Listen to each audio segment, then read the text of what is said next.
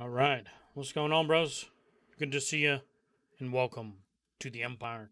To make just a shit game, All right, number 5. let alone a good one. Question. When can we expect to see how secondary archetypes work in game? From the dictator. So I've answered this in the past. We will be experiencing uh, secondary archetypes, and you will likely be seeing them very soon in some Good. upcoming streams. It's But one you of will the be most experiencing interesting them things for in me. Alpha 2 to I some want to degree. theory craft. You know, This is really what makes a class feel different from an archetype. And to make sure we're clear on kind of what that terminology differential is, archetypes are the base 8 versions that you in your select. game, Classes exactly. are the combinations of the secondary One, archetype you you select. fix you. There's so many problems that come up, and a lot of them are unforeseen problems, right? You don't know if you knew that it was going to cause a problem, you wouldn't have done it in the first place, because now you've got to go back and do things. And do you scrap the thing that caused the problem and lose that time?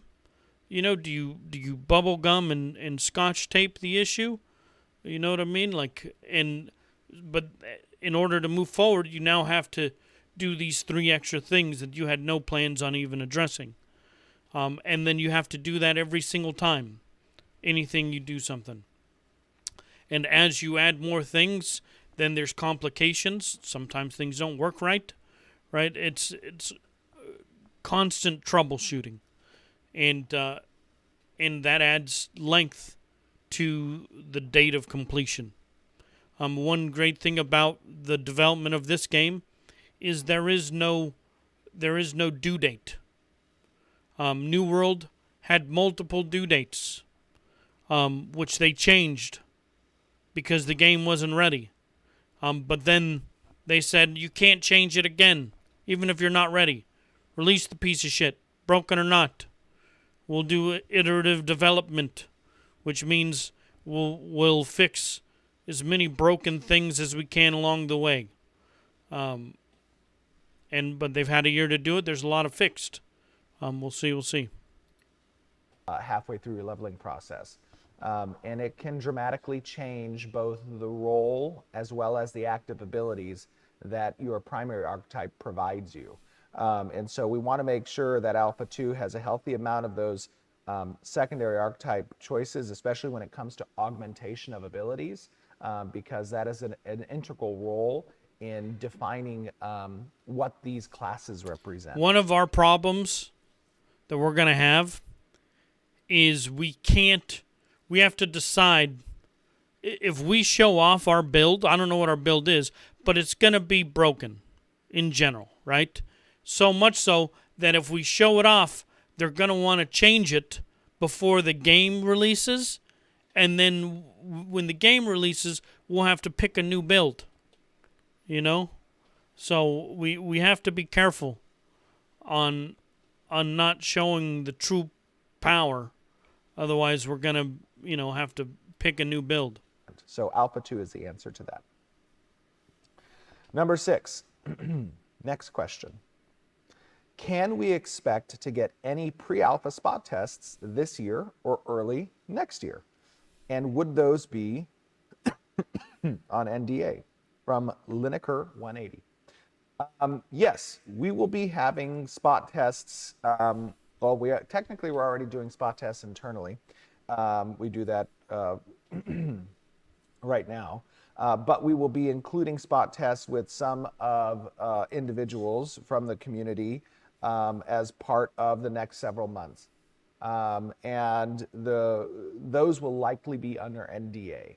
And that's because there are specific core systems that are part of Alpha 2 that we want to test. These will be very short-geared tests, likely hours long, starting first with some portions of the community that are present from Alpha 1 and for Alpha 2. But when we have dates solidified for those tests, you will be receiving communication from our community team. And that will be through email, of course, to the accounts that you have registered with us. And you will be made aware well in advance of when those tests are upcoming. And to remind you, of course, Alpha 2 is not under NDA. So when Alpha 2 starts, that will not be under NDA. Cool. I got to check if we have Alpha 2 question or Beta number 1. I don't remember. Number 7 top voted. Assuming that staffs are melee weapons, could you explain briefly what are the main differences going to be between orbs, wands, and spellbooks as magical ranged weapons? From Liss Pliss. So, some staffs actually will be ranged. Interesting note. Some staffs will be melee. The main differences between what orbs, wands, and spellbooks represent as magical ranged weapons are going to be in their weapon skill trees. And it's important to note and remember that weapons themselves have their own bespoke skill trees that through using these weapons will provide you with a core set of skills as well as proc-based type benefits that you can spec into as you are progressing within your experience of that particular weapon's skill tree.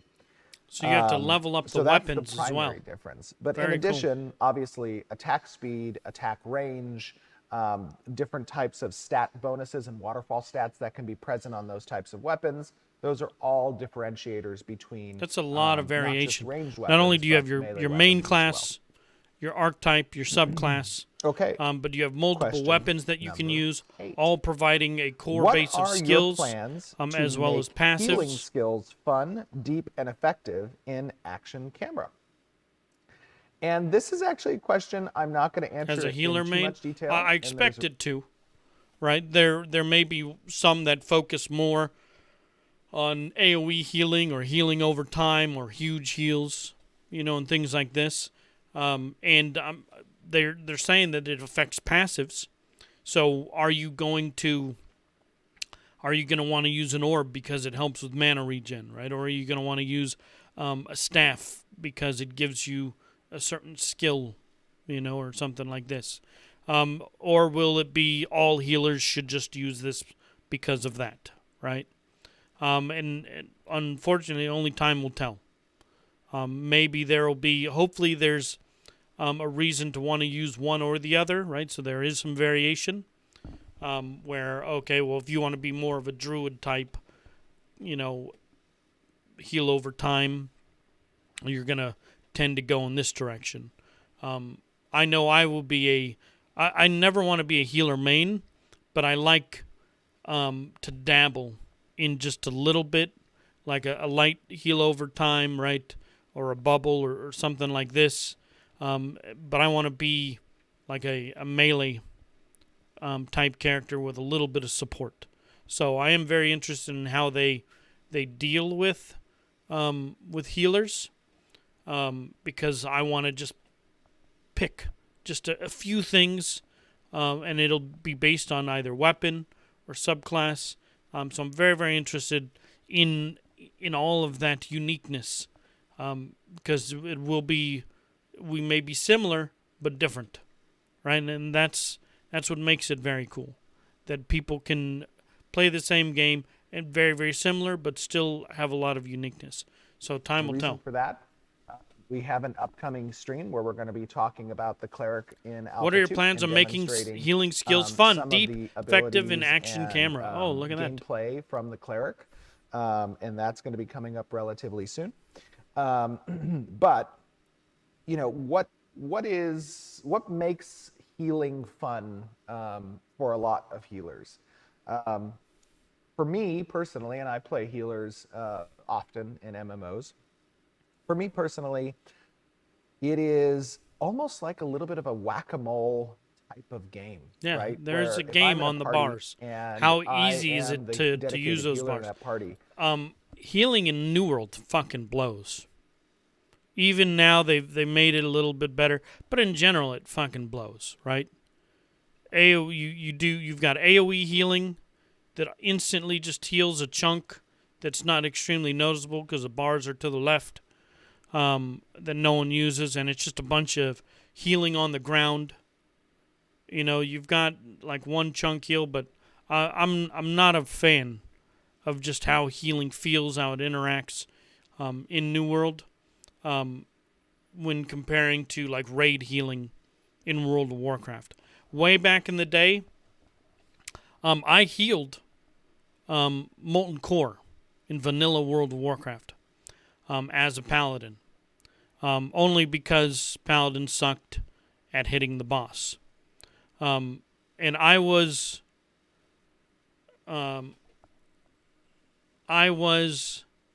so good at healing, I could step away from my computer and be the top healing and lowest overhealing. Because I was using, they eventually changed it, but I was using Dragon Point and Speak, so I could speak, I would say the word heal, and with the add-on I was using HealBot, it would target the lowest health person in the raid and use my lowest flash of light, and then repeat 30 times. Okay? Because that was the most effective of mana, right? I could just stand there. Because you would do it, you'd sit there like it was like a mini game, and click, all the different squares that need it, and overhealing was a big thing. We were like beating bosses and stuff like that. This was before, like, Classic is super sweaty, way different world buffs. We were new to the game. We weren't doing all that shit. Half that shit didn't even exist in the game when we were doing Molten Core, I was the Paladin class leader, and so we had 3 roles as a Paladin, and we would rotate that to make it a little bit more fun. I had the out-of-combat battle reser, okay, which we could do in bosses. So there was one dude's job to do nothing, okay? But it was very important that he did nothing well, because if he got in combat, he ruined it. You can't res in combat, but you could res out of combat, which people died all the fucking time, right? So their job was, even during, I remember, what was the boss that gave you the bomb and then you'd go up, fly into the sky, right? So we had people that they had to run over here and blow up, and they'd fall, and sometimes they'd still die. Well, we had a paladin sitting right there. He would res them, toss them a heal, and send them back in. That was his job. Just wait for the next dead dude. And during all the packs after that boss, people always died, right? So we had someone out of combat that would res people, give them a heal, and sometimes we had to chastise people because they went into combat too quickly and want to get on that DPS meter. You know what I mean? But if you go into combat and then that paladin heals you, right? Because you didn't wait for your heal, or you were ranged and you just wanted to get right back in, and you got him in combat because he then healed someone in combat, he couldn't continue to res people. So there was a balance to that. Some people just wouldn't get that extra heal because they didn't give a shit. They were right back in. You know what I mean? So they had that job, and then you had the job of just spamming Flash of Light, right? And then we allowed one paladin to melee, and that would cycle because we all wanted to be a two-hand wielding badass. One paladin could melee to either keep on Seal of Light or Seal of Wisdom, and you had to keep that refreshed, right? So we got to do that, and so we would cycle those roles, and then obviously we had paladins on main healers, on raid heals, and and things like this. But so back in I've got my time as a healer, but not because when I picked paladin, I didn't know that I was going for fucking cloth gear. I was gonna be cloth gear, banana shoulders, and I was like basically pigeonholed to heal. But I did like the aspect of we could use two-hand, we could be pretty tanky, and we still had a bunch of healing. And as the game progressed, Paladin right now, Wrath of the Lich King is out, and man, starting from the beginning of World of Warcraft and working through the the DLCs to Wrath of Lich King, man, does it feel fucking good to be a paladin in Wrath of Lich King. But I just know that it's not the community that we've built. No one wants to watch me play WoW. I don't have a big enough community to dive into fucking playing World of Warcraft, and just I play enough dead games once in a while to make my viewership tank. You know what I mean? But I did love Wrath and playing a paladin in Wrath. But that style of character, the style of play, we played it very similar in New World, and I look forward to playing a similar style of play in this game as well. And I think it will exist. In what version, right? Well, we have to figure that out. We have to create it. And that's actually very, very exciting. I'm very conscious of obviously conserving my mana for any spike situations that might call for me to be able to pinch heal. But I'm also kind of swapping and making sure that my rotations are timed appropriately and that I'm only utilizing skills from a minimal mana perspective that I need to, and I'm clicking across different members of the parties to kind of heal them as they need it, right? So a little bit of a whack-a-mole gameplay. When you're thinking about how to incorporate action as part of that, right? You have certain types of skills that you can use that are able to heal others, but are more skill-based, such as aiming that skill in a line-type template, or proximity-based, ensuring that I myself am near other members of my party and that they're aware of my location and I'm aware of their location in order to confer the benefit of that healing effect because it's proximity-based. Also, formation-based type effects. For example, there's a really cool skill that we just began working on for the tank, where you have a vector required for players to be behind that tank that mitigates damage and coming from a different direction. So there's directional based type situations that require location of players. That does in your make party, it fun. To be cognizant of those locations. Right. I think all of those things lend to a compelling and engaging type of combat situation where if players are heavily synchronized in their gameplay, it feels really good. And getting off those types of abilities in maximum efficacy is the highlight of different types. It's not always necessary. A lot of times you don't need to be... It's going to be a jacked up WoW. There's going to be breeding in the game. There's going to be flying mounts that are limited, time only. There's going to be houses that you can build, homesteads that you modify. There's going to be cities that are player built and grown from a tent to a metropolis. There will be mayors. There will be different types of cities. What's up, Smooth?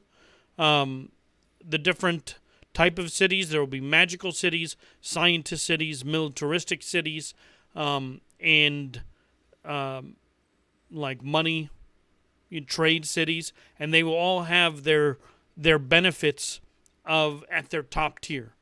Like the magic city will have teleportation to local areas, right? While the trade cities may have better prices on certain goods or this or that. The militaristic city, the leader of the militaristic city is the dude who won the tournament. So it's going to be very, very cool. In Tokyo right now, waiting for Pokemon Center and Anime Center to open. Fuck yeah, bro. Awesome. Hope you have some fun. What are you doing? Is it like just going to be exploring some anime stuff? Sounds really fun, bro. 15-hour layover. I don't know how you do it. Hopefully you have a battery charger or something. You can watch Twitch or play video games on your phone. That's a mish. Of combats for people, right?